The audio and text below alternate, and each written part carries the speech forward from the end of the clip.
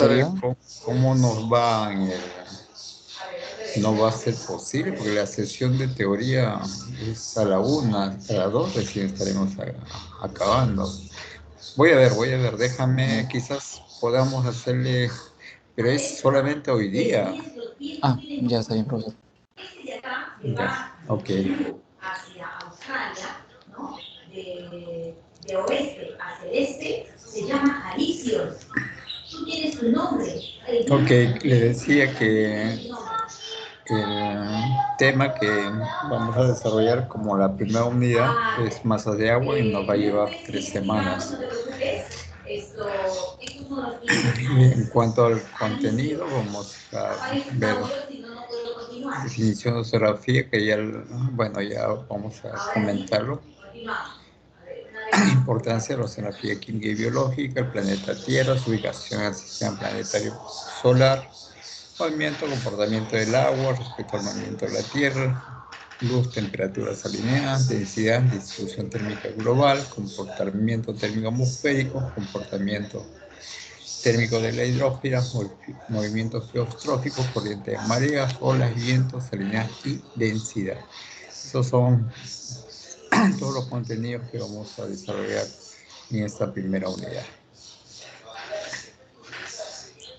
Bien, empezamos por tratar de definir qué es la oceanografía química. A ver, ahora sí necesito la participación de ustedes en cuanto a la definición para luego afinar, de acuerdo a vuestras intervenciones,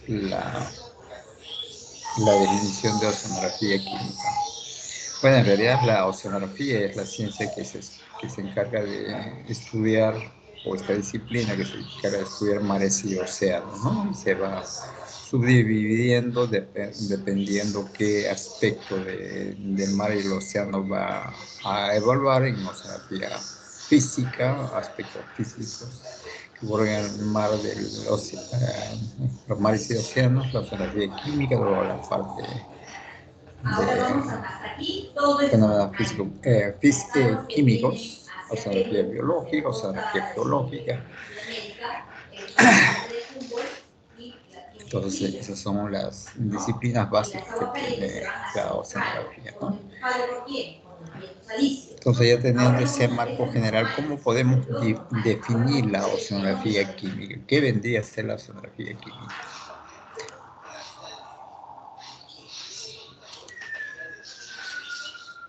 A ver, intervenciones. Malca.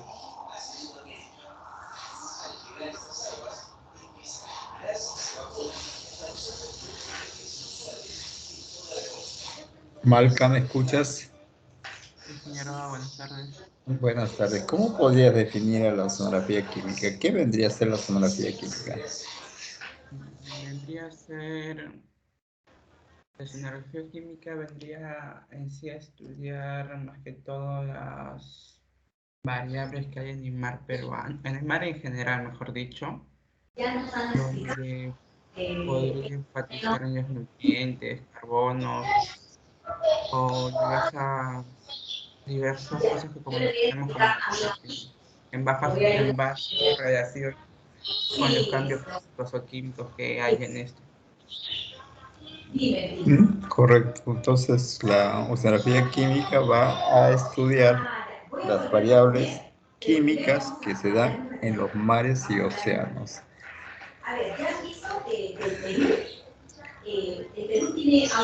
Cruz Millán, ¿no? La oceanografía química se da como una disciplina aislada o se vincula con las otras disciplinas, con las otras oceanografías. Además, funciona los vientos.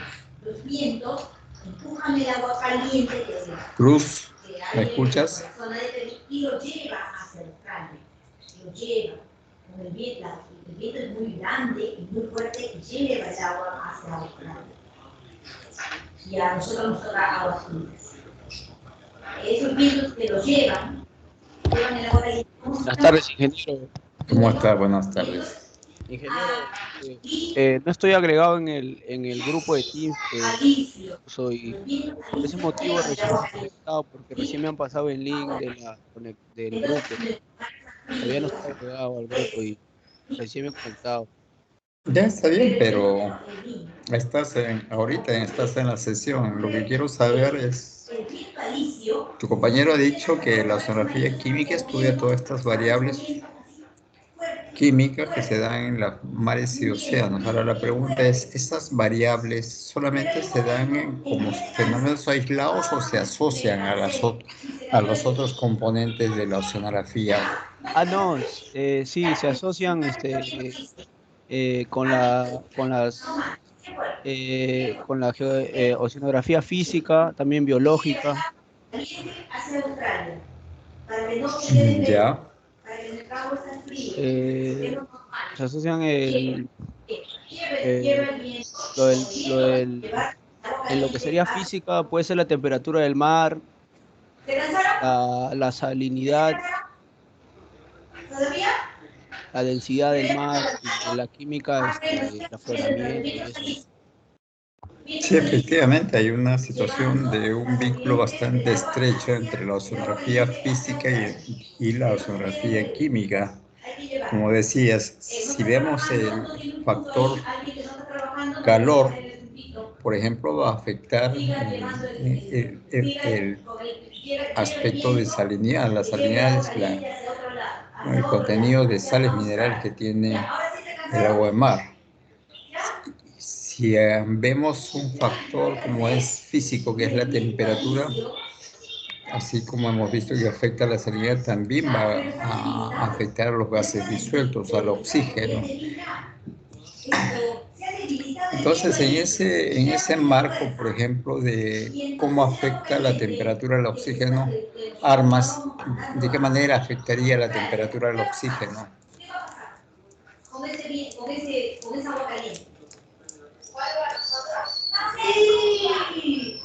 Ingeniero, ¿me escucha?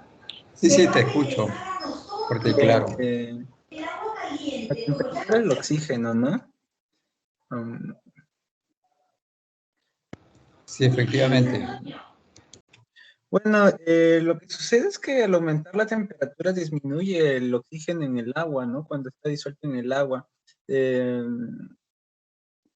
disminuir en este.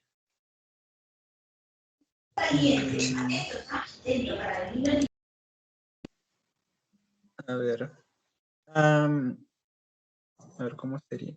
Debido también el oxígeno, o sea, mayor temperatura también puede afectar a las especies, ¿no? A mayor temperatura, las especies marinas necesitan tienen una mayor, consumen más oxígeno y estos pueden disminuir también en los niveles, ¿no? En el mar. ¿Aló? Sí, sí, nosotros recordamos un poco nuestros conocimientos de físico-química, de química, solubilidad de gases, ¿no? Hemos visto que digamos, mayor solubilidad de gases se da cuando las temperaturas son bajas. Cuando las temperaturas son altas, disminuye la solubilidad. Entonces, es quizás esta correlación temperatura-solubilidad lo que afecta el contenido de oxígeno. Hay que considerar que el oxígeno es un gas. Cualquier factor que afecte a los gases, como es presión, temperatura, va a afectar al contenido de oxígeno en la columna de agua, ¿no? Desde ese punto de vista, digamos, ahí está este vínculo entre temperatura y gases disueltos. A ver, Ugaz Guerrero, ¿cómo vinculamos la oceanografía química con la oceanografía biológica?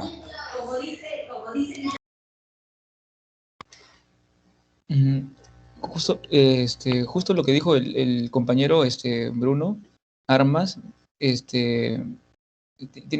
tiene mucho sentido, eso sí se cumple. Lo que sucede es que como todo está concatenado, todo está interrelacionado, entonces por ejemplo, ¿no? Y eso también iba a su pregunta, profesor, justo al haber mayor temperatura, esto es directamente proporcional a la densidad, inversamente proporcional a la salinidad. Entonces, está relacionado como si se alteran los componentes del agua de mar, y por ejemplo, lo que dijo del oxígeno disuelto. Entonces, si esto se satura, por ejemplo, como las especies que están dentro tienen un rango de un intervalo de lo que aceptan las especies. Entonces, al haberse cambiado este rango de oxígeno disuelto o de la salinidad o de temperatura, por ejemplo, entonces empieza a afectar a las poblaciones, a los recursos de una zona en específico, ¿no? Entonces, empieza a cambiar, empiezan a cambiar tanto a nivel reproductivo, las especies cambian con respecto a la temperatura, porque requieren una temperatura ideal para producir y hasta para el desove y crecimiento. Entonces, sí está muy relacionado lo que es respecto de los componentes y los efectos que tienen con las poblaciones de los recursos. Lo que pasa es que debe ser por el audio que no me entendiste la pregunta. No era con la oceanografía biológica, sino con la oceanografía geológica. Estamos hablando con la parte del fondo marino, ¿no? Pero está bien, si me entendiste la correlación de oceanografía química con la oceanografía biológica, está bien tu respuesta. Pero bueno, es por problemas de audio, a veces no llega nítidamente la pregunta. Río Flores, ahora sí, tú más bien hazme el comentario, oceanografía química con oceanografía geológica.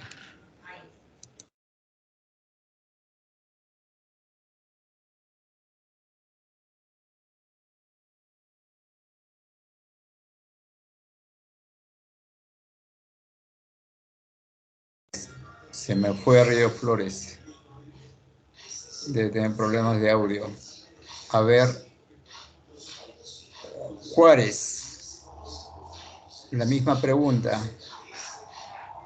Asociación de la oceanografía química con la oceanografía geológica.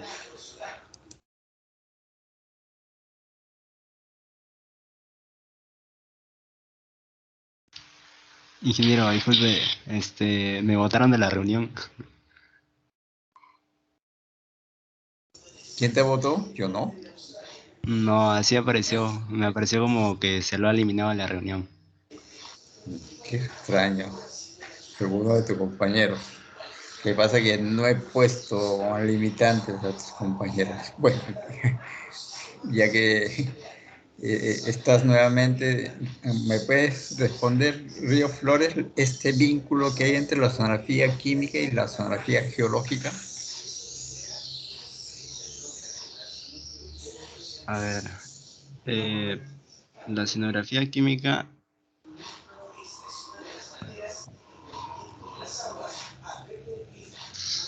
disculpe profesor, no estoy atento a lo que estaba hablando, perdón. Sí habíamos hablado que la oceanografía química tiene que ver con estos componentes químicos que tiene el agua de mar, ¿no? Toda la columna de agua, estamos hablando desde la parte superficial hasta el fondo marino. Ahora lo que te preguntaba es la asociación con la parte del fondo marino, ¿no? El fondo marino va desde la línea de playa hasta la zona más profunda. ¿Qué vínculo? O sea, ¿cómo afectaría el fondo marino a la química del mar o la química del mar o del agua al fondo marino? Es esa correlación a que te estoy preguntando.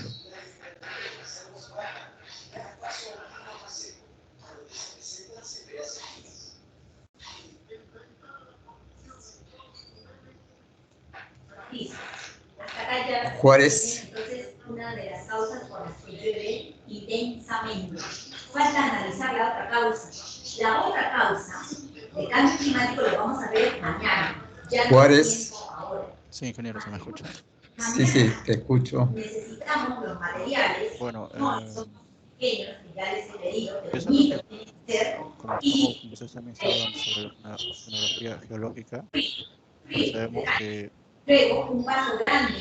Con respecto también a la oceanografía química, esto podría tener, bueno, esta relación que podría haber sería más que todo por la morfología y la dinámica, por ejemplo, de los cuerpos, bueno, de las costas, y a la vez también ese intercambio que hay entre el océano, o sea, las playas, con la morfología de las costas, y a través, y también por la erosión de las mismas. Yo creo que también eso podría influir en la oceanografía química, ya que como sabemos que también esto estudia los componentes químicos del mar y a través de la erosión de la morfología de las costas, creo que en ese aspecto podría haber una relación, una coincidencia entre estas dos oceanografías. Sí, efectivamente, en el borde costero mucho tiene que ver el aspecto morfológico, la dinámica, ese proceso de erosión, sedimentación, esta fricción que permanentemente ocurre entre el agua y la parte del sólida, ¿no? El lecho marino. Por eso, considerando que el fondo marino llamamos desde la interacción agua-playa hasta la zona más profunda. Si hay una situación de vínculo bastante estrecho entre ambos medios, porque no hay una capa que los divida, que hace que cada uno se comporte como un ente autónomo. Están estrechamente vinculados. Correcto. A ver. Tápara, Campos Tápara. Y cuando hablamos de atmósfera agua, ¿qué ocurre? Vas a hacer la tarea de religión, porque ciencia y tecnología todavía más el tema. Campos Tápara. Sí, ingeniero, buenas tardes. No le escuché su pregunta. Sí, ya tú con demás compañeros hemos visto las interacciones que hay entre suelo y agua, entre la parte biológica y el agua. Ahora lo que te pregunto es esas interacciones que ocurren entre atmósfera y agua. Ay, ingeniero, mira, justo haciendo la exposición, vi un tema que puede ser la acidificación, que es la absorción del dióxido de carbono que se emite a la atmósfera procedente de las actividades humanas. Y claramente esto afecta a los organismos marinos y a los ciclos bioquímicos. ¿Puede ser, ingeniero? Sí, efectivamente. Lo que pasa es que cuando hablamos de atmósfera estamos hablando de nitrógeno, CO2, oxígeno.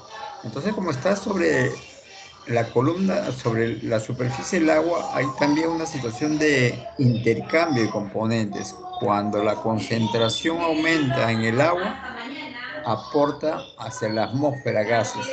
O viceversa, cuando la concentración es mayor de la atmósfera, aporta hacia el agua. Entonces hay un movimiento permanente de componentes del agua hacia la atmósfera y de la atmósfera hacia el agua. Entonces, a lo que quería concluir es que todo el mar es un sistema dinámico que está concadenado con todos los elementos.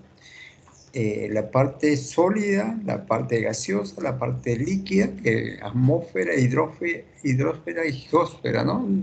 Ninguno de ellos está comportándose en forma independiente, aislada, todo está vinculado. Y en todos estos tres componentes llamada el medio físico está la biosfera, o sea, los recursos vivos.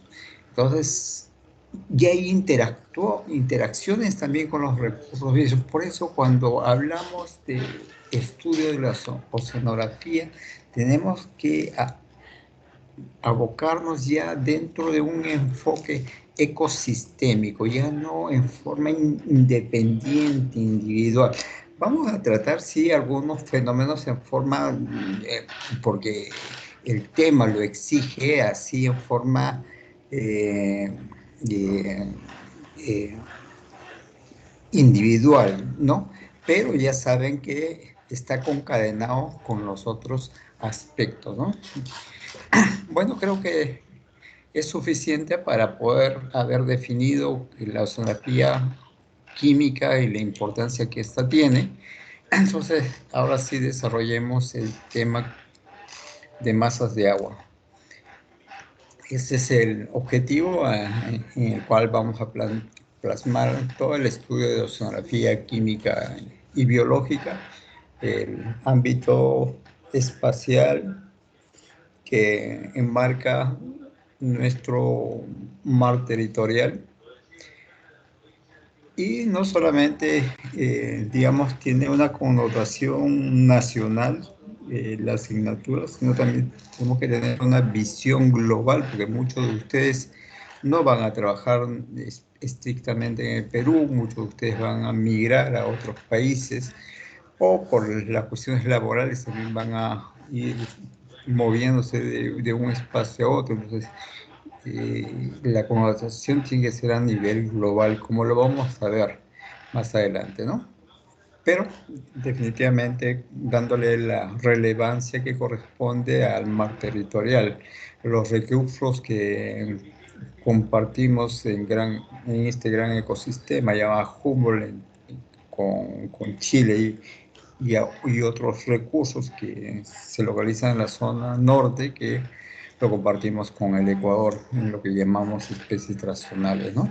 Entonces, como se dan cuenta, los espacios tampoco tienen límites, porque los recursos no se van a circunscribir solamente dentro del espacio geográfico peruano, sino también van a ir moviéndose de un lugar a otro, así como se mueven en la columna de agua, muchos de ellos hacia arriba y hacia abajo, igual horizontalmente se van desplazando de acuerdo a los requerimientos que los recursos necesitan, ¿no? Ok, veamos entonces dentro de los aspectos generales, dónde se localiza este planeta que tanto lo queremos, llamado planeta Tierra. Se localiza en este gran espacio llamado universo, y lo que vemos ahí es una galaxia, ¿no?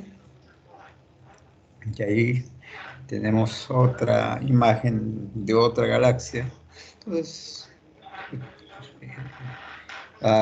estos grandes conglomerados de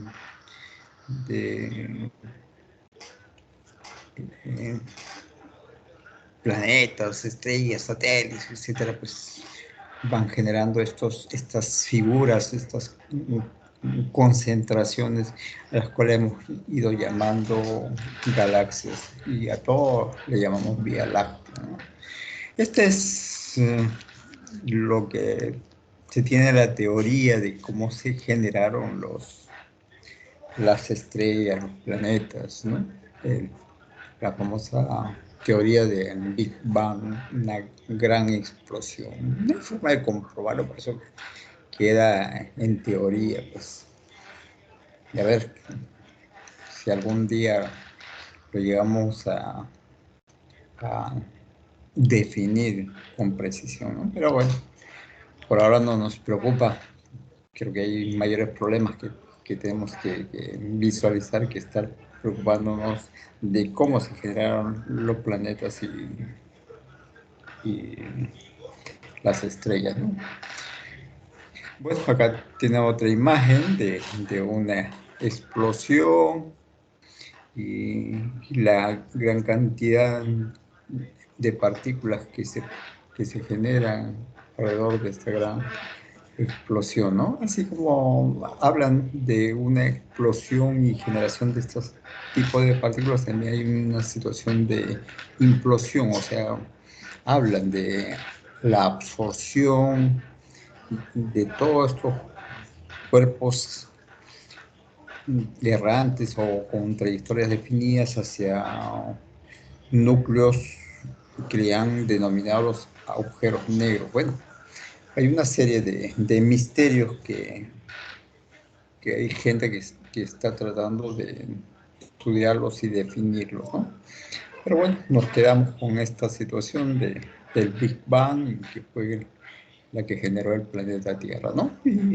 Y producto de esta gran explosión se han ido generando estas trayectorias bastante particulares de cada una de las partículas o cuerpos que se han ido desprendiendo y formando alrededor de ellas, ¿no? Y de esto se generó el gran sistema planetario que es el que nos gobierna como planeta Tierra. Y somos parte de este gran sistema planetario, como ustedes ven, en cuya parte central se encuentra el planeta, la estrella llamada estrella Sol, ¿no? La que de cierta forma nos permite dar, digamos, la herramienta fundamental para generar las condiciones que se desarrollan sobre la superficie de este planeta Tierra y permitir que se haya desarrollado la biosfera. Bueno, por ahí leí algunos artículos que millones de años atrás también Marte tenía las características para recepcionar biosfera, pero bueno, algunos sucesos han atravesado de esta forma que actualmente pareciera que es un planeta estéril, ¿no? Bueno, falta investigar en los demás compañeros que tenemos dentro del sistema planetario qué ocurrió con ellos y la historia que tiene cada uno de ellos. Pero por lo pronto nos limitamos a lo nuestro, que es el planeta Tierra. Y ahí podemos nosotros tener comparativamente el tamaño y la ubicación que tiene el planeta Tierra dentro de nuestro sistema solar, ¿no? Terminamos siendo un planeta mediano, inferior al de Júpiter y Venus, y superior a Mercurio y Marte, ¿no?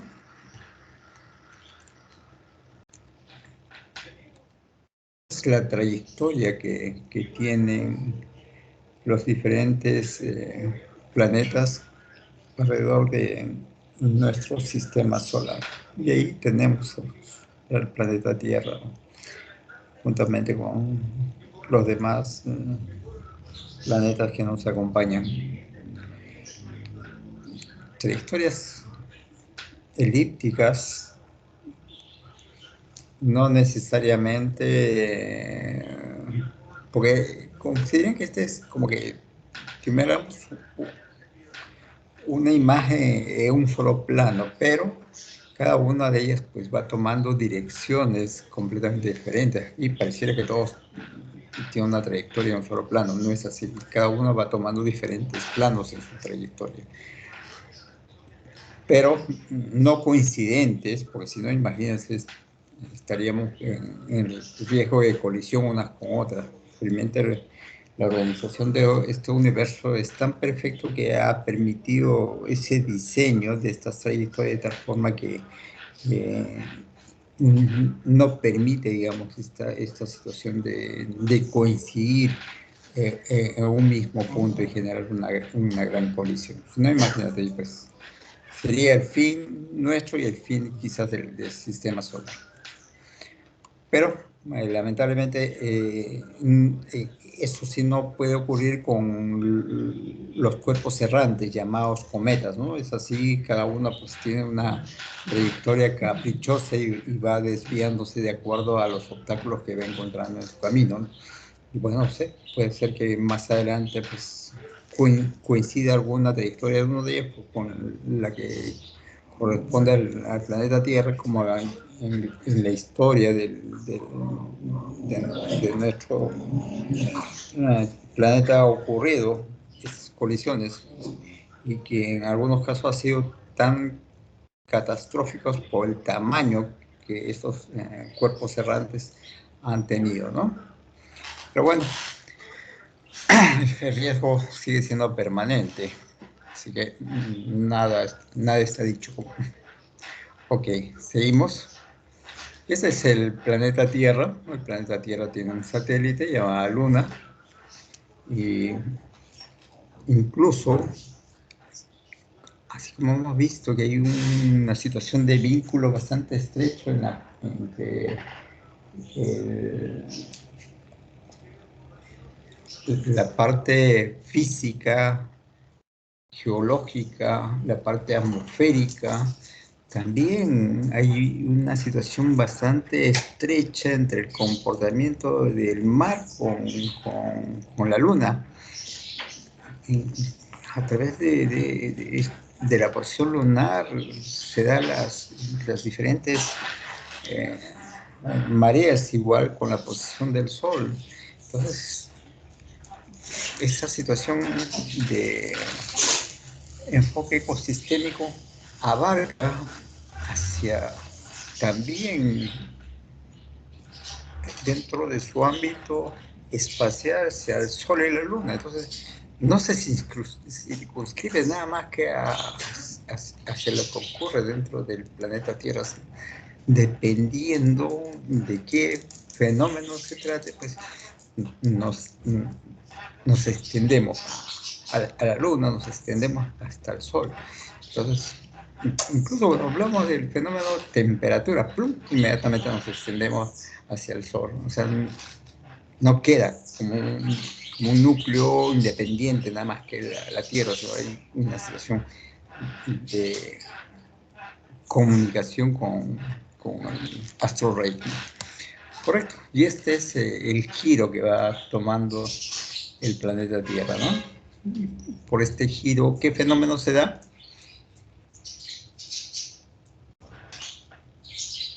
Rotación. Sí, pero a este fenómeno, a este giro llamado rotación, ¿qué fenómeno se da?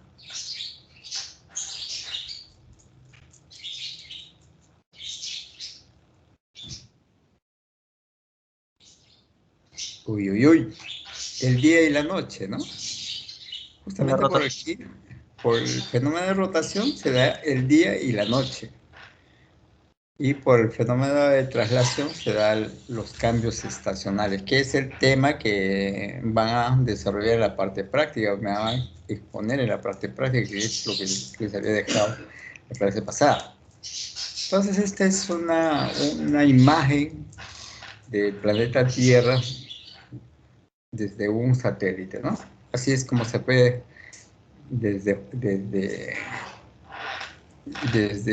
los lugares donde están instalados todos los mecanismos de vigilancia de lo que ocurre sobre la superficie del mar. Hay una corriente que nace en Argentina, en Córdoba, donde dice que no, que la Tierra no es esférica, la Tierra es plana. Un poco absurda. Me gustaría leer un poco más de cuál es su soporte científico, teórico de esta. Pero ahí lo encontré gracioso, ¿no? Pero bueno, en el mundo de la web se da de todo.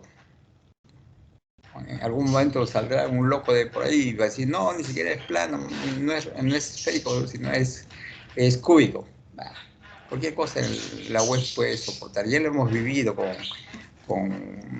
este tema de la pandemia y cosas que podrían controlar el COVID-19 y la gente pues, a veces aprovecha estos medios para lanzar cosas.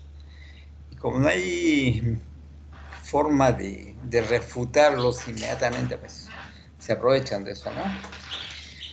Bueno, esos son quizás los riesgos de la tecnología, de la información que a veces se inunda y no está,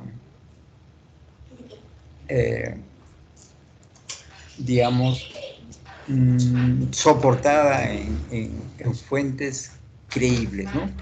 Entonces, pues creo que ahora sí tenemos esa necesidad de comenzar a tamizar de toda esa información que inunda las redes, qué sirve y qué no sirve, qué es aquello que se lanza sin base, sin fundamentos, y aquello que efectivamente tiene soporte, ¿no?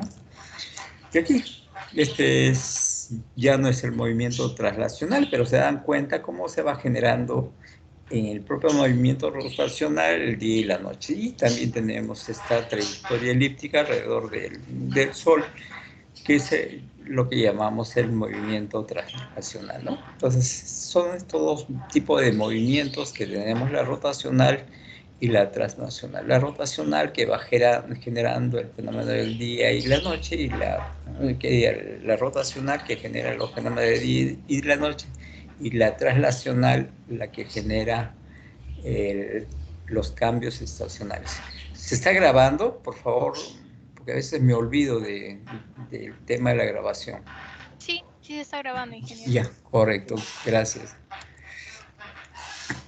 Bueno, y veamos las distancias que se tienen en esta trayectoria elíptica, ¿no? Y de acuerdo a esto tenemos lo que llamamos cuando en el extremo del elipse a mayor distancia se dan los afelios y a menor distancia se dan los perihelios. Incluso se tiene ahí la fecha donde se presenta este mayor alejamiento, que es el 4 de julio, que es el afelio, y el perihelio, el 3 de enero, ¿no? Eso para el año 2011, pero por tener algo de referencia, este es ese movimiento rotacional que se tiene en un eje imaginario, pero como se dan cuenta más adelante, no es un eje fijo como vemos ahí, es un eje que también tiene su propia trayectoria, por eso que el campo de exposición de la superficie de la Tierra va cambiando de acuerdo a la estacionalidad que también se va presentando. Y ahí ustedes pueden ver cómo cambia la orientación de ese eje, ¿no? De tal forma que la exposición que se presenta va dando diferentes fracciones de tanto del hemisferio norte como del hemisferio sur hacia la incidencia de la luz solar. Por eso que se dan las estaciones de verano y contrariamente a las estaciones de invierno por la incidencia que se tiene de esta trayectoria de la radiación solar sobre la superficie de la Tierra. Y está asociado, pues, estos cambios con el movimiento elíptico que lo tienen ustedes ahí, ¿no? Entonces, o sea, básicamente lo que me llega a explicar por qué cuando en el hemisferio norte se da la estación cálida, en el hemisferio sur se da la estación fría, por esta situación de inclinación que se tiene del eje respecto a la incidencia de los rayos solares, ¿no?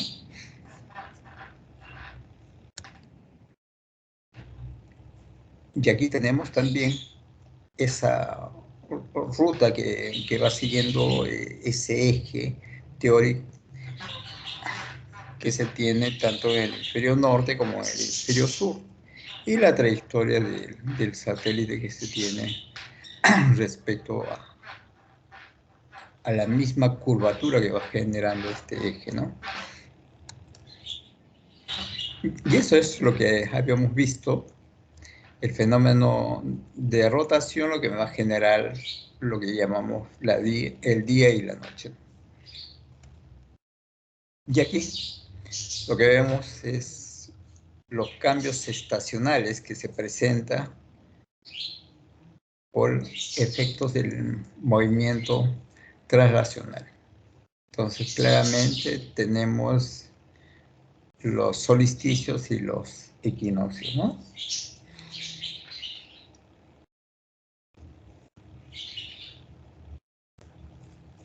¿Cuándo se presenta el solsticio de invierno en el hemisferio sur?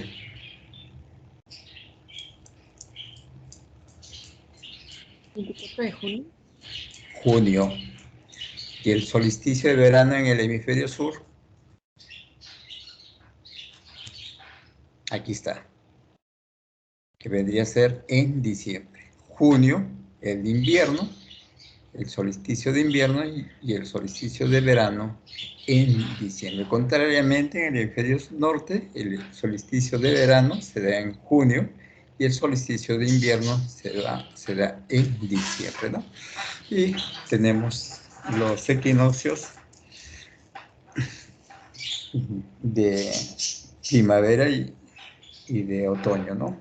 Y esos son los cambios estacionales que vamos a tener debido a la trayectoria elíptica, llamamos el movimiento translacional del planeta Tierra. Y aquí vemos claramente esto ocurre, este es del hemisferio norte, ¿no? Por eso estamos hablando del solsticio de verano, 21 de junio, empieza, ¿no? Y el solsticio de invierno, 21 de diciembre.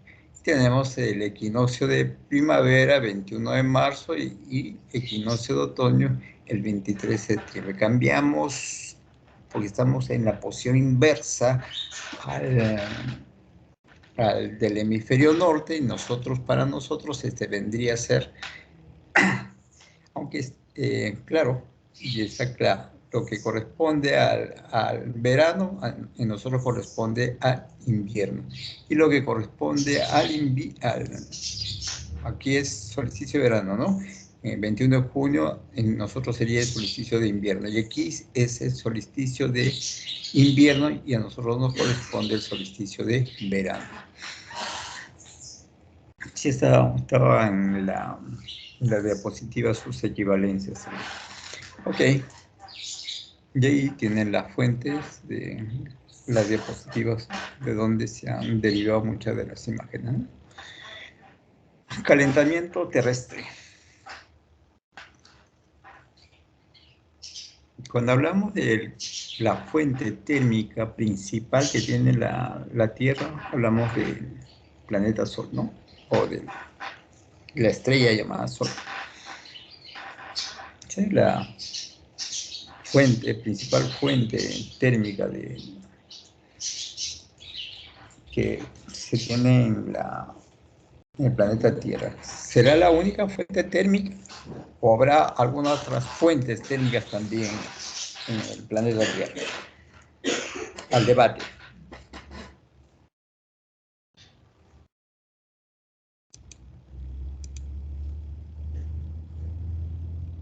Quijandría. Sí, ingeniero. ¿Qué otras fuentes térmicas también tendrá el planeta Tierra?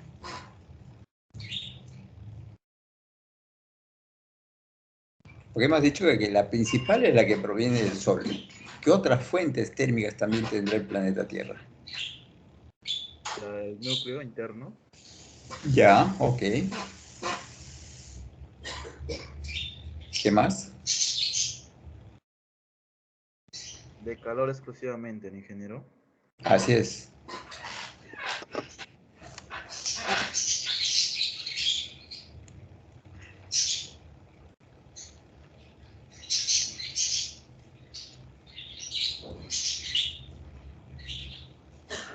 A ver, Carlos Alberto Orellana, ¿tú qué opinas? ¿Qué más?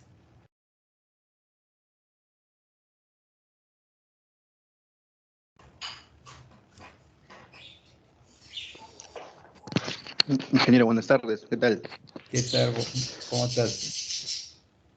A ver, ingeniero, con respecto a lo que es el tema del calor, yo creo que también influyen los volcanes, que es un calentamiento interno, ¿no?, de la Tierra. Ya, correcto. Ok. A ver, Dongo, ¿qué otras fuentes tendríamos? Hemos visto el núcleo terrestre, la actividad volcánica, el sol. ¿Qué otras fuentes tenemos, Dongo? A ver.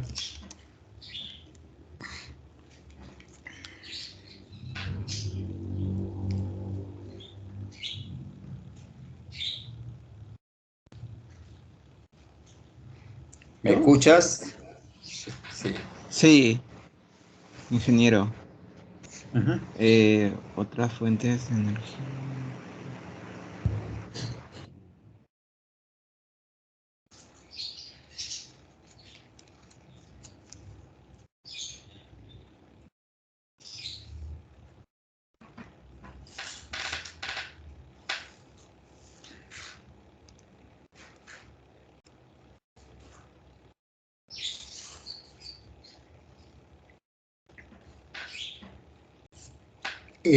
¿La Tierra es un sistema dinámico o un sistema estático?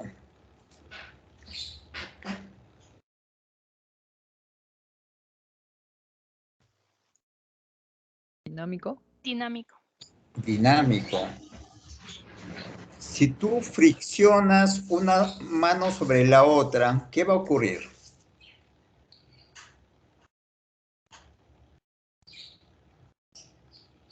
Hagan esta... Cada vez que sienten frío, lo que hacen es... Calentamiento. Inmediatamente se eleva la temperatura. Entonces, sí, la Tierra tiene es un sistema dinámico permanente. Por esta situación del movimiento permanente de sus componentes, se genera calor.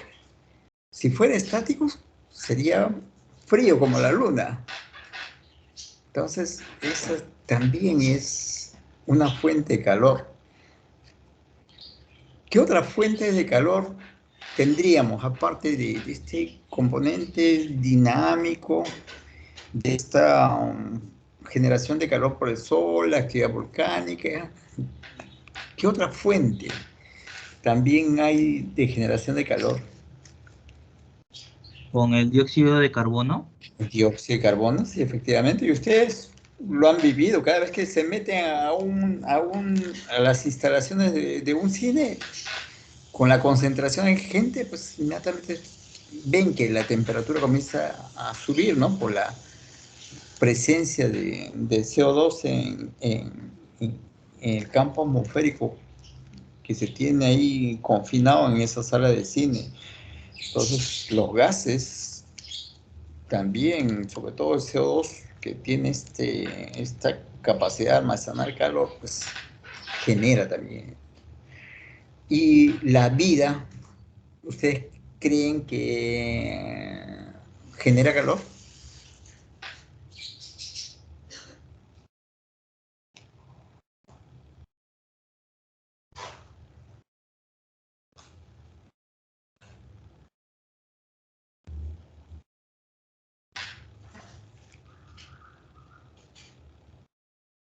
Mesa. Mesa no es. Tú eres, sí. Kevin Ángel Mesa. Sí, ingeniero, buenas tardes. ¿Tú crees que la vida también genera calor? ¿La vida? Sí, la biosfera.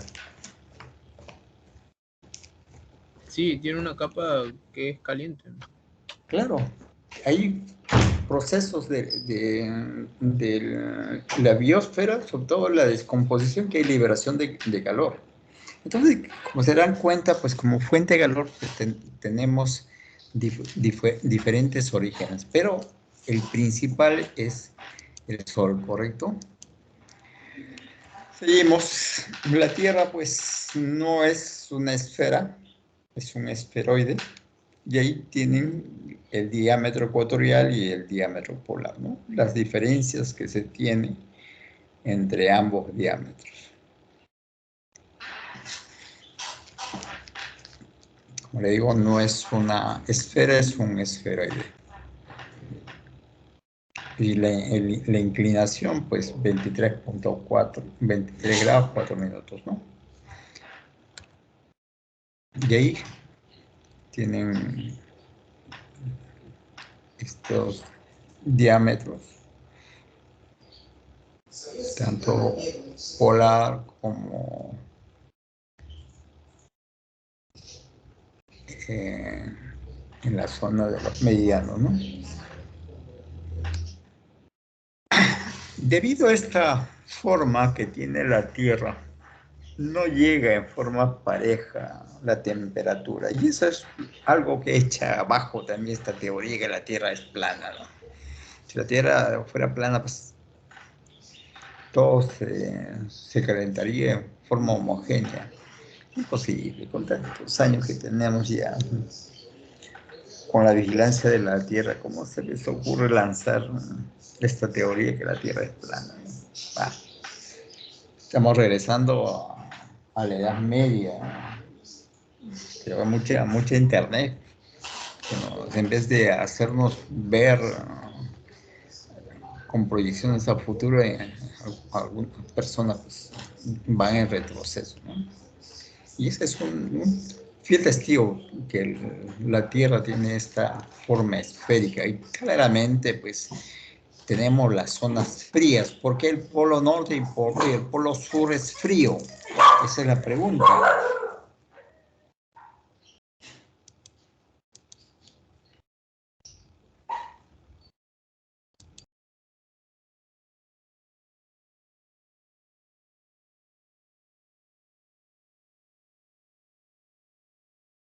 Rivera, ¿por qué el polo norte y el polo sur es frío?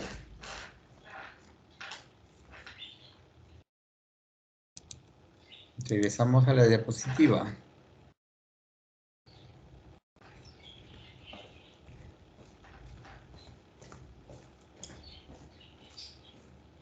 ¿O por qué estas zonas extremas le llamamos de zonas frías? Rivera.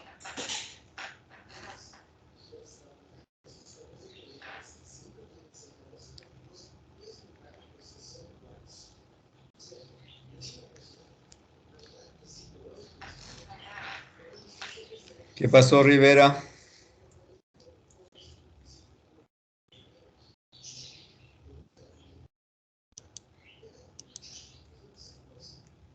Ingeniero Rivera Rojas. Sí. Principalmente se debe a que la luz solar difícilmente alcanza esas zonas, pues específicamente el polo norte. Sí alcanza, la radiación solar alcanza, la luz sí alcanza, lo que la incidencia de la radiación solar no es perpendicular como se da acá en el Ecuador, sino es tangencial. Entonces el aprovechamiento calorífico es casi es nulo o casi con valores bastante bajos. Por eso esas zonas son bastante frías, porque la radiación solar llega pues, en forma tangencial. Acá no llega porque estamos justo en la zona de invierno del hemisferio norte, pero dense cuenta que acá en el hemisferio sur está frente al sol, pero sin embargo sigue siendo frío, no cambia, pero sí, sin embargo se da el verano en la Antártida. Igual cuando cambia de giro y se expone esta zona hacia el sol, se da el verano en la zona del Ártico, pero sigue siendo frío, no cambia por esta situación de que la incidencia de la radiación solar no es perpendicular como se da en la zona ecuatorial, sino es tangencial y por lo tanto el aprovechamiento calorífico es bajo. Entonces no llega a calentarse, por eso permite permanecer estos grandes núcleos de agua en forma sólida, por eso se dan esta situación de extremos frío, tanto en el Ártico como en el Antártico, ¿no? Y contrariamente en el Ecuador se da temperaturas cálidas porque el aprovechamiento solar es casi perpendicular en cuanto a la incidencia de la radiación solar. Entonces hay mayor aprovechamiento de la energía térmica que tiene el sol, aparte de que se tiene mayor iluminación. Entonces Por eso que en cuanto a la biosfera, pues hay mayor florecimiento en esta zona, donde la luz y la temperatura tienen mayor incidencia. Y por debajo de ellos, entre las zonas polares y las zonas cálidas, llamadas zonas ecuatoriales, se dan las zonas templadas, justo donde se localiza el Perú, gran parte del territorio del Perú, ¿no? Y Chile, ¿no? Ok. Estas son las capas que se tiene sobre la superficie de la Tierra, que nos permite también almacenar y darle las condiciones, almacenar temperatura y calor y darle las condiciones para que se pueda desarrollar la biosfera, ¿no? Sin estas capas, pues, tendríamos temperaturas extremas, tanto en forma ascendente como descendente. Entonces estaríamos con un intervalo bastante grande de temperatura y imposible con esos intervalos de temperatura tener un desarrollo pleno de la biosfera. Imagínense, porque ascender a temperaturas, vean nomás cuánto es la temperatura en lo que llamamos la zona de transición entre la atmósfera y exósfera. ¿Cuánto es la temperatura? La estoy señalando con el puntero.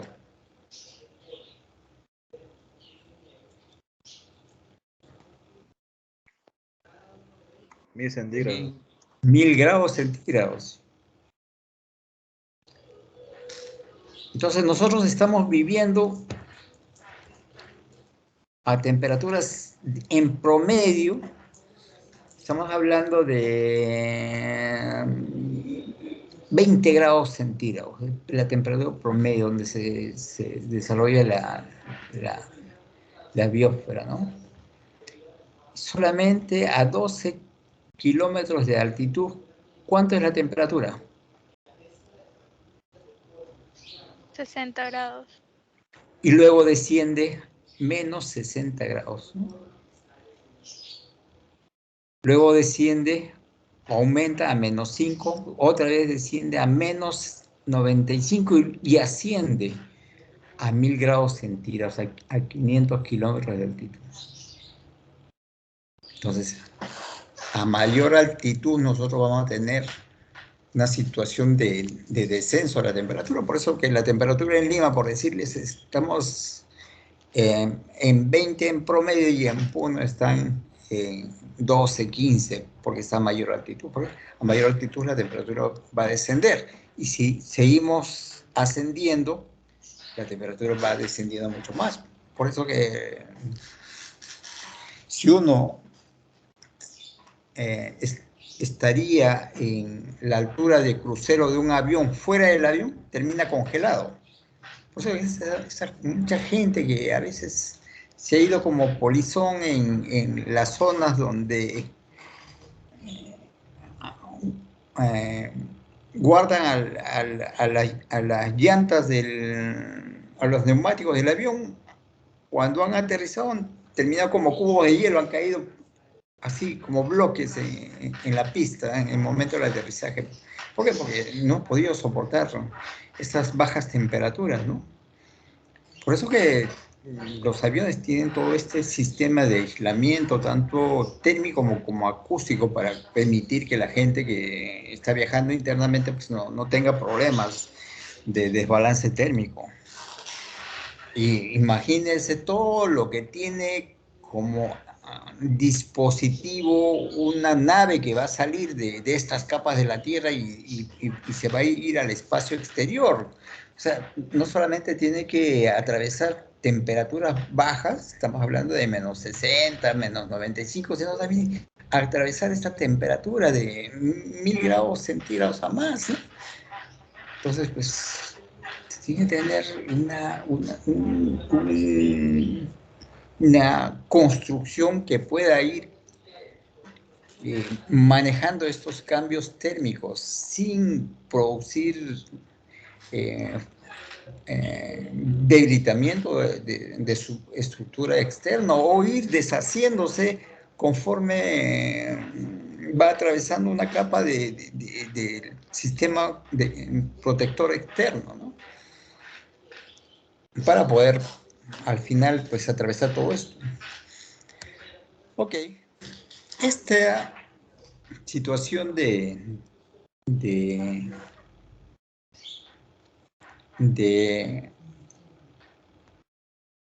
forma no uniforme del calentamiento, considerando que tenemos una capa que llamaba atmósfera, que vamos a ver si me permite, acá la ven, porque cuando pongo en imagen completa no se ve este asunto de la atmósfera, pero está acá abajo. Permite crear lo que llamamos nosotros los centros de alta y baja presión. ¿Qué vendría a ser un centro de alta presión y un centro de baja presión? A nivel atmosférico, porque justo se da por esta situación de calentamiento heterogéneo, zona de alta y baja presión.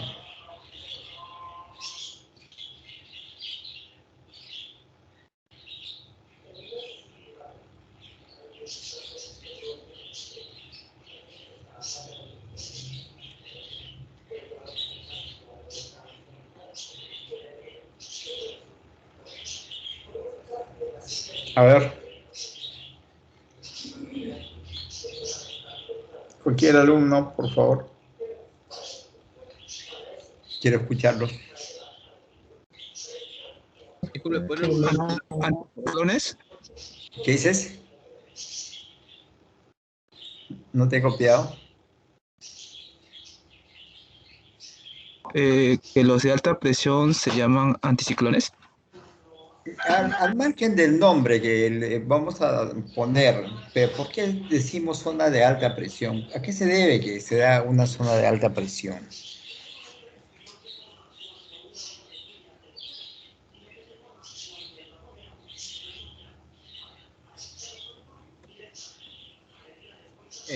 Por los vientos que van moviendo las nubes.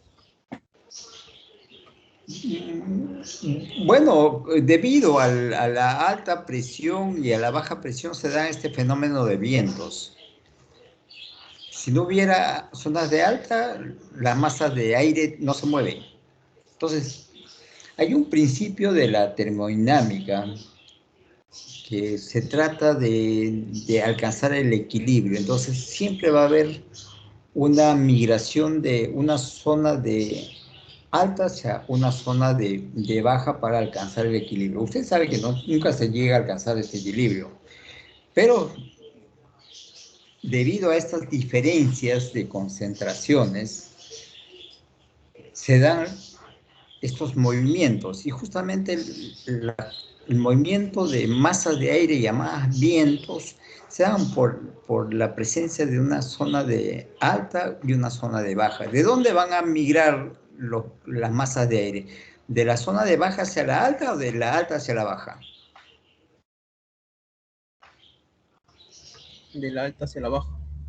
En todo lado, es imposible que se vaya las aguas río arriba. Tienen que ir necesariamente río abajo. Y eso ocurre en todo tipo de fenómenos. Va a haber migración de temperatura de una zona caliente hacia migración de calor, porque temperatura es el factor de intensidad. Migración de calor de una zona caliente hacia una zona fría, pero nunca de la zona fría hacia la zona caliente. Igual, cuando hablamos de presión hay una migración en este caso, porque la zona de alta se está dando por la alta presión atmosférica que se presenta en esa área. Entonces, como hay mucha presión en esa zona, que es la zona de alta, va a tratar de migrar hacia zonas de menor presión, de menor concentración atmosférica, que son las zonas de baja presión. Y justamente ahí se dan, ahí tienen ustedes un gráfico de una zona de alta y una zona de baja. Una zona de alta presión, una zona donde migra los vientos hacia la zona de baja presión. Acá la tiene. Una zona de alta migra hacia una zona de baja presión. Y por el movimiento llamado anticiclón hay una situación de concentración y por eso se genera la zona de alta. A eso llamamos justamente anticiclón, por este movimiento. A pesar de tener una concentración alta atmosférica, el mismo movimiento hace que jale, compense lo que está liberando. Entonces, permanentemente va a estar como zona de alta. Porque si no hubiera esta situación de alimentación, esto llega a liberar y llegaría un momento que se habrían igualado las zonas de alta y baja presión, y eso no ocurre. Entonces hay una migración permanente por esta situación de movimiento anticiclónico de masas de aire y sigue alimentando la zona de alta y de aquí esos excesos se van hacia la zona de baja presión. Eso permite este movimiento llamado desplazamiento de masas de aire llamado vientos, ¿no? Y dependiendo de la velocidad que esto van tomando diferentes denominaciones, ¿no? Desde brisas hasta huracanes, ¿no? ¿De acuerdo? Y abajo tenemos justamente las medidas que se da en milibares. Están dadas en unidades de pascales. De una zona de alta y una zona de baja presión. Ya tienen las medidas estas en milibares. Una zona de baja presión y una zona de alta presión, ¿no?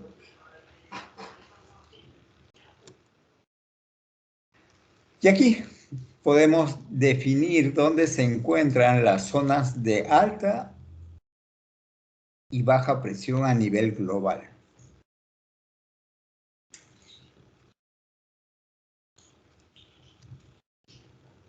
Entonces, en el hemisferio sur, ¿dónde se dan las zonas de alta presión?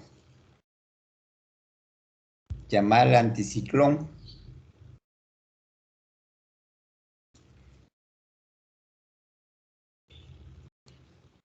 La de alta está denominada con la letra A y la de baja con la letra D.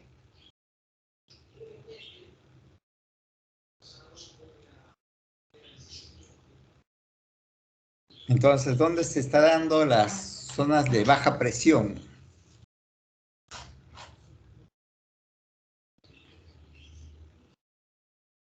¿En los polos, ingeniero? No, el polo está en una zona de alta. Fíjense que alta presión, sí. Todo lo que ocurre No. en el hemisferio norte va a ocurrir en el hemisferio sur. Lo que pasa es que está expuesta en esta diapositiva todo lo que ocurre en el hemisferio norte, pero exactamente ocurre lo mismo que ocurre en el hemisferio sur. Entonces, ¿dónde se está dando unas zonas de baja presión?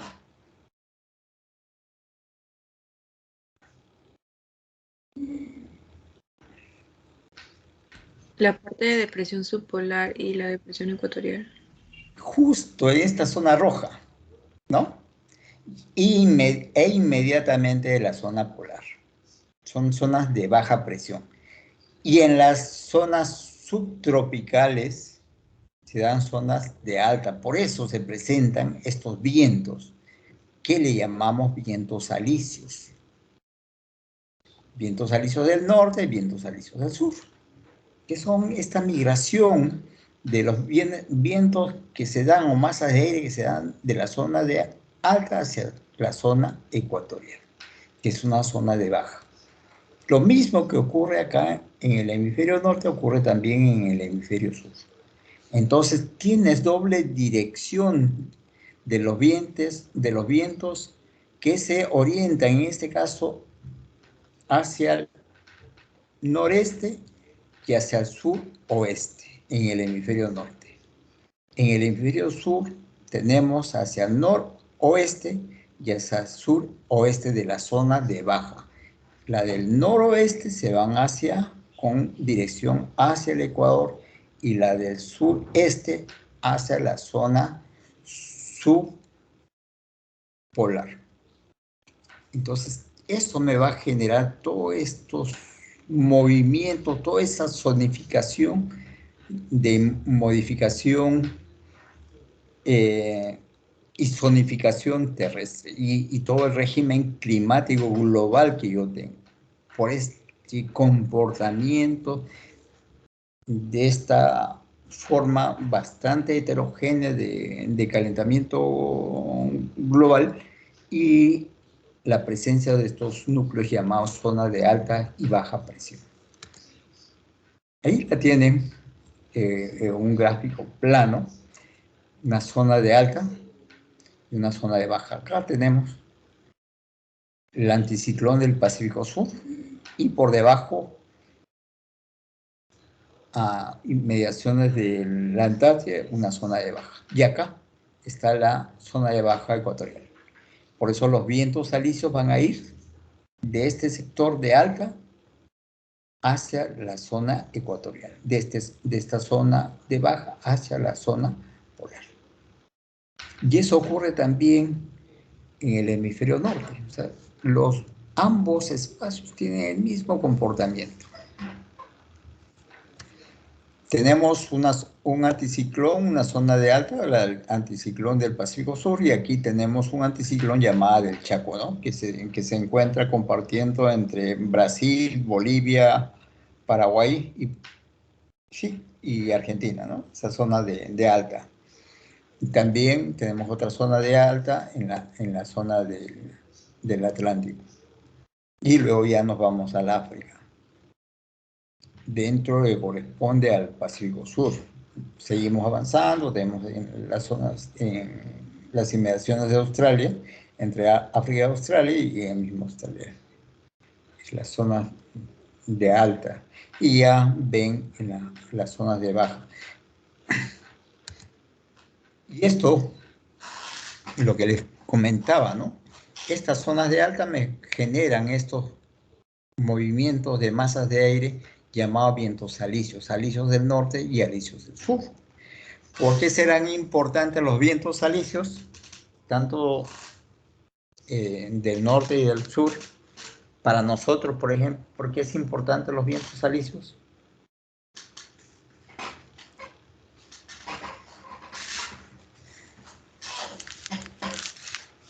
¿Generan las corrientes? Aparte de generar las corrientes, que son estos grandes movimientos de masas de agua,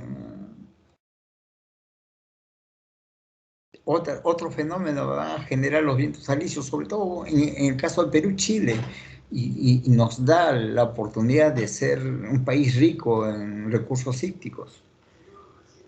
¿El afloramiento? Los afloramientos. El afloramiento. Por eso que incidimos mucho en la importancia de los vientos alisios y la dirección que esta toma, ¿no? Y cómo se genera, por qué se genera. Justamente para podernos explicar posteriormente y por qué se dan los afloramientos. Y no solamente se dan los afloramientos acá en la zona de Perú-Chile, también se da en la zona de California, también se da en la zona de Benguela y se da también en la zona de las Canarias. Y justamente son las zonas en el mundo donde se presenta la mayor concentración de recursos hídricos, donde las pesquerías florecen, ¿no? Y quizás ahí Perú se ve más favorecido por su configuración que permite que el afloramiento tenga una mayor extensión y una mayor concentración de recursos hídricos. Sin embargo, no somos potencia económica porque la naturaleza nos ha favorecido con recursos hídricos de gran abundancia que superan cualquier espacio de la Tierra, pero sin embargo no somos potencia económica. ¿Por qué? Eso ya implica un análisis de la historia de nuestras pesquerías. ¿Por qué? ¿Qué pasó? ¿Por qué a pesar de haber sido favorecidos por la naturaleza, haber sido favorecidos por Dios, no somos potencia económica?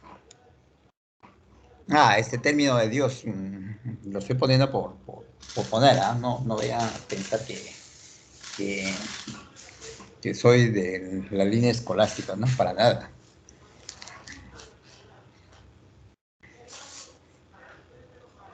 ¿De acuerdo? ¿Alguna pregunta hasta ahí?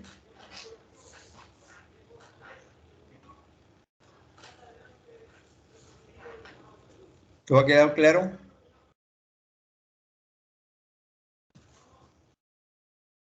Sí, ingeniero. Ya, seguimos. Justamente en esta zona de baja que habíamos visto en la diapositiva anterior, esta zona de baja presión. Ahora ya lo tengo acá. Esta zona de baja presión. ZCIT, ¿qué significa? Que si es una zona de baja, ¿qué va a pasar ahí? ¿Por qué se le ha bautizado como ZCIT? ¿Qué significa eso? ¿Zona de convergencia? Intertropical. Porque ahí, por ser justamente una zona de baja, convergen las masas de aire, cargando no solamente aire, sino nubes. Por esto esta zona es altamente lluviosa. ¿Por qué? Porque ahí convergen.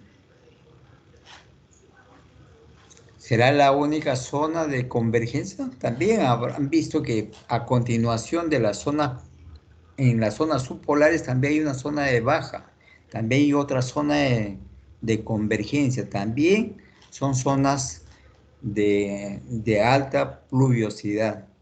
Por eso al sur de Chile se presentan grandes extensiones de bosques, a pesar de las temperaturas frías, por esta situación de tener una zona de convergencia.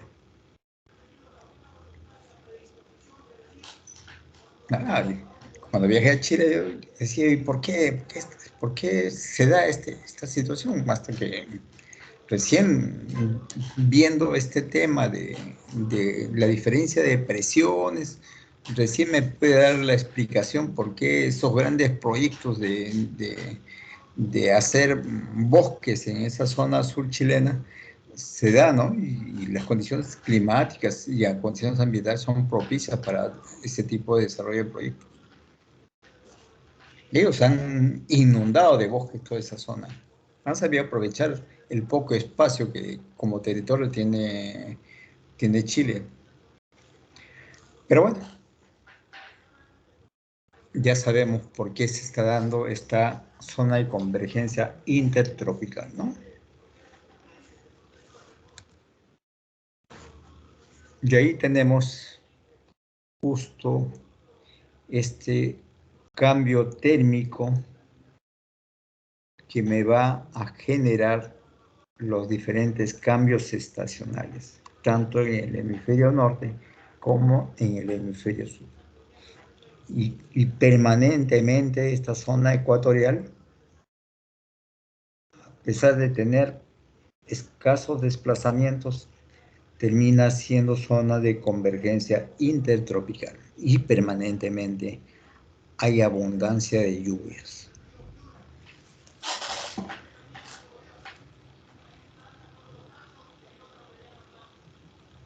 ¿Qué país está localizado permanentemente en esa zona?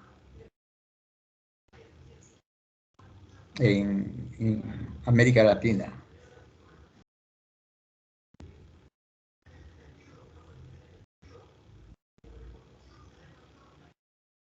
Que recibe agua todo el año.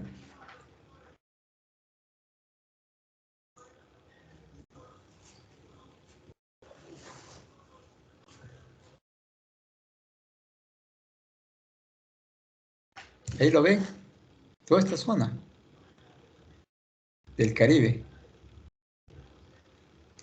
el norte de Brasil, siempre permanentemente está localizada en esta zona de convergencia intertropical. El norte de Ecuador. Y ahí tenemos estos regímenes climáticos globales. Entonces, de acuerdo a este gráfico, ¿qué clima le corresponde a Perú?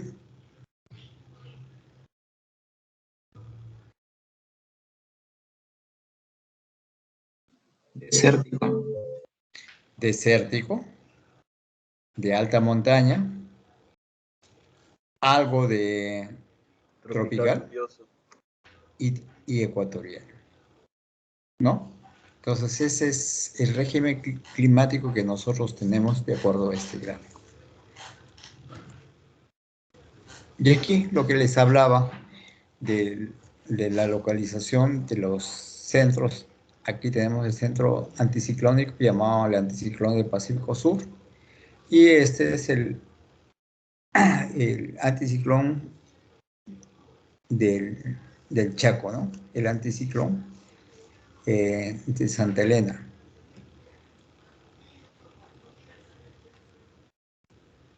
Ok, ¿alguna pregunta? Esa sería la última diapositiva. ¿Alguna pregunta?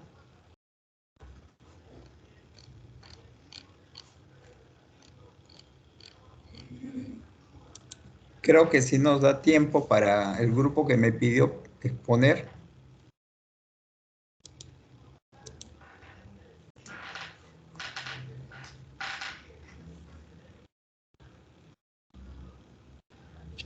Profesor. Sí, dime, te escucho. Sí, sí, lo que pasa es que yo le había dicho, dentro de la hora de teoría, porque ahora ya estoy trabajando ya, de manera Ya. remota. Entonces, lo que pasa es que como estoy supervisando, cualquier cosa que me consulten voy a también que estar ahí cortando, ¿no? Ya, entonces tu exposición se va a presentar en la hora de práctica, ¿correcto? Sí, pero yo me quedo hasta las 6 aquí, en el trabajo. ¿Usted cree que podría ser mejor la próxima semana? Porque yo al trabajo ya le he dicho sobre el tema de los horarios y a partir de Ya. la próxima tengo cambio de horas y ya no se va a cruzar con ningún curso. Ya, Así que, entonces para los dos grupos quedaría esta exposición para la próxima semana, para hacer, darle las reglas para todos igual, ¿ya? ya pasó, gracias. Ya, ¿a qué hora tenemos la sesión de práctica? Espérate, todavía falta, ¿no? Creo que, si no me equivoco, a las 14:40. Son 14:25, tenemos 20 minutos, por favor, para que tomen sus alimentos, yo también para tomar los alimentos, y estamos retomando la sesión a las 2:40, ¿de acuerdo?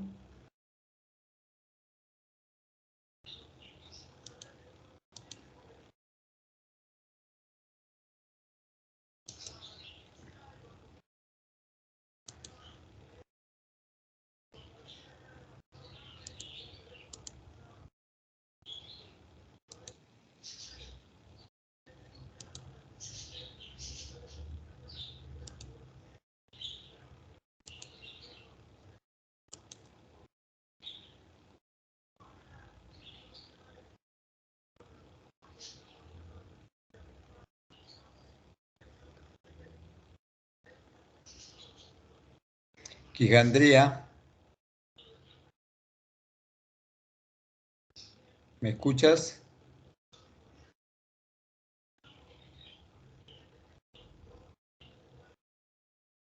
Alejandro.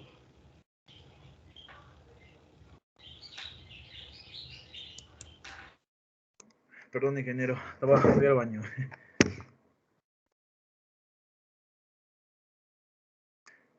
¿Me escuchó?